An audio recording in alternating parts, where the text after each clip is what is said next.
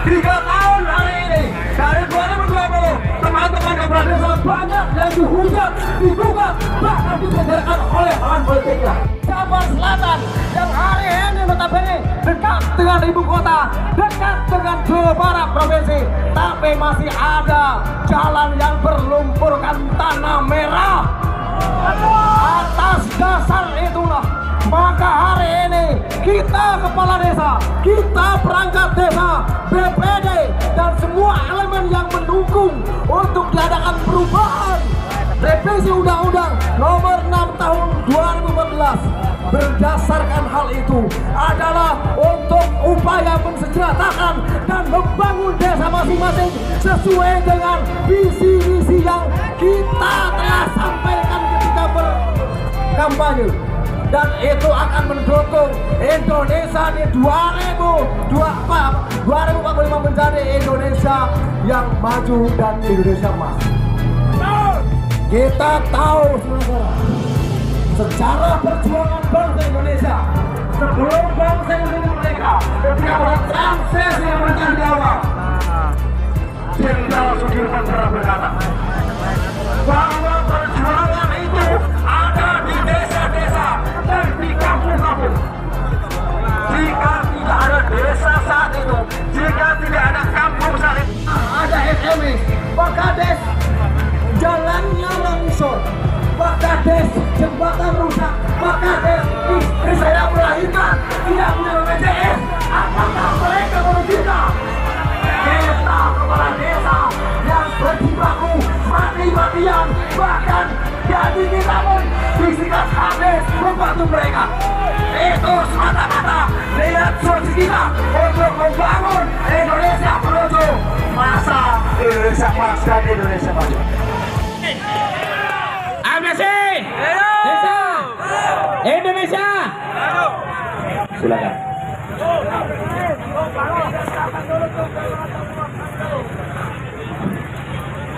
Kepada saudara-saudara saya, para kepala desa, perangkat desa, lembaga desa, BPD, LPM Karang Taruna, merapat secepatnya biar kita cepat beres.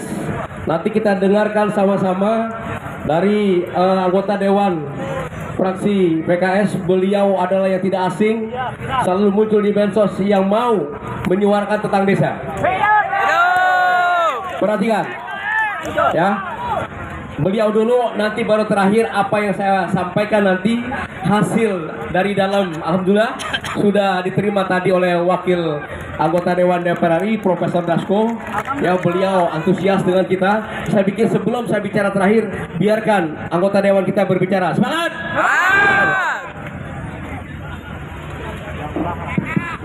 Bismillahirrahmanirrahim. Assalamualaikum warahmatullahi wabarakatuh. Abdesi, Abdesi, Abdesi. Alhamdulillah Rabbil Alamin. Wassalamualaikum warahmatullahi wabarakatuh. Wa ala alihi wasahbihi ajmain. Selamat datang di rumah rakyat, rumah di mana masyarakat bisa menyampaikan aspirasi rakyatnya. Maka terima kasih atas kehadiran Bapak Ibu Kepala Desa yang telah menyampaikan aspirasinya dan berbicara tentang revisi Undang-Undang Desa yang saat ini bergulir dan sudah pleno di tingkat panja, dan akan dilanjutkan pembahasannya antara panja dengan pemerintah. Poin-poin yang dulu menjadi aspirasi, bahkan di awal masa berjabatan kami sebagai anggota DPR, awal 2020, saya sudah menyampaikan beberapa poin yang sekarang ini menjadi isu krusial dari revisi undang-undang itu. Terus terang, sebelum menjadi anggota DPR, saya sering berkomunikasi dengan Abdesi, dengan para kepala desa. Oleh karena itu saya dapat menyelami masalah-masalah yang dihadapi oleh para kepala desa. Di Januari 2020 saya sudah berbicara tentang permasalahan-permasalahan itu ketika rapat dengan Kementerian Desa. Memang terbatas rapat saya waktu itu rapatnya dengan Kementerian Desa. Saya yakin Kementerian Desa pasti akan berkoordinasi dengan Kementerian Dalam Negeri yang akan membuat regulasi itu. Alhamdulillah sekarang ini adalah kesempatan yang paling baik untuk menyelesaikan masalah-masalah itu dengan hadirnya revisi Undang-Undang Desa. Dalam rapat kemarin saya menyampaikan, revisi sebuah undang-undang itu harus dilatar belakangi bahwasanya kita harus menyelesaikan masalah-masalah yang tersisa oleh undang-undang sebelumnya. Maka undang-undang yang baru harus menyelesaikan banyak masalah, bukan memunculkan masalah baru. Beberapa poin isu perpanjangan masa jabatan, kemudian kesejahteraan kepala desa. Saya selalu menyoroti di awal tentang kesejahteraan kepala desa. Saya bingung, selalu kepala desa disalahkan. Padahal beban tugasnya luar biasa. Beban tanggung jawab anggaran 1 miliar, ada 2 miliar yang harus dipertanggungjawabkan oleh kepala desa. Tapi 1 sen pun tidak boleh diambil oleh kepala desa. Maka di awal saya katakan penting adanya operasional kepala desa. Karena banyak di lapangan itu Bapak Ibu kepala desa ini adalah orang yang berhadapan langsung dengan masalah. Banyak anggaran-anggaran yang harus dikeluarkan dan itu tidak ada regulasinya secara aturan. Akhirnya Bapak harus mencari mensyut sini syut sana, bukan untuk kepentingan pribadi, tetapi adalah untuk membantu masyarakat. Tentu kita akan mengutuk juga kepala desa yang menyelewengkan untuk kepentingan pribadi. Tetapi fakta di lapangan, banyak kepala desa ini, bagaimana dia juga harus bisa melayani masyarakat, sementara aturan di pusatnya begitu ketat, tidak ada kemandirian bagi kepala desa untuk menganggarkan anggarannya. Maka poin yang kesejahteraan kepala desa, bahkan saya katakan kepala desa ini hampir sama dengan kepala daerah, sama-sama dipilih rakyat, sama-sama punya anggaran, sama-sama punya wilayah, sama-sama punya pertanggungjawaban anggaran, sama-sama punya beban sosial. Tetapi negara memberikan hak kepada kepala desa tidak sama dengan kepala daerah. Kalau kepala daerah, kalau kita datang bertamu ke rumahnya, kue-kue itu dibeli oleh negara, dibayar oleh negara. Saya katakan kalau kita datang ke rumah kepala desa, gula untuk teh itu tidak ada anggarannya di desa.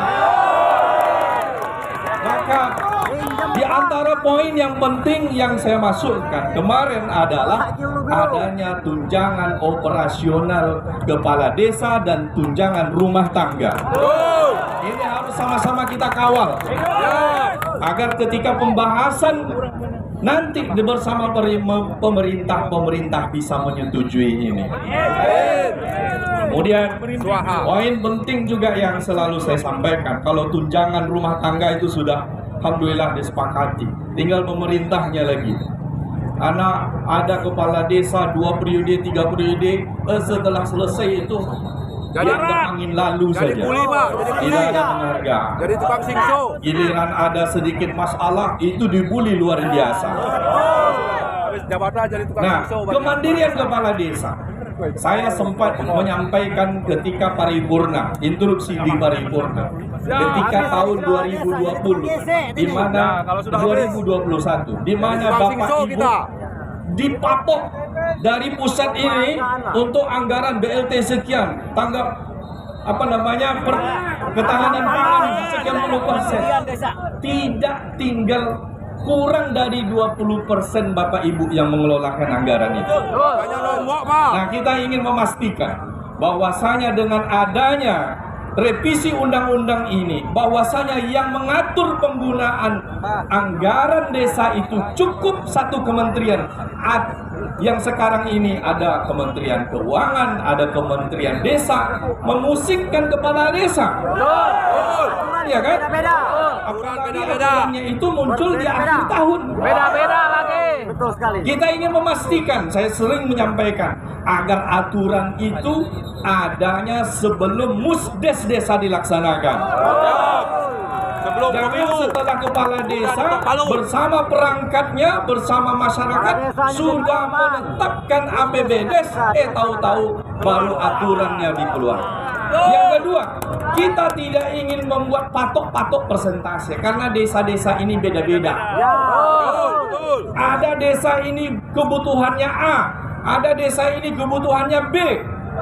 Maka jangan dibuat patok rata seluruh desa. Ada kebutuhannya infrastruktur, ada kebutuhannya peningkatan ekonomi, ada kebutuhannya peningkatan pariwisata, ada kebutuhannya fokusnya kepada kesejahteraan sosial.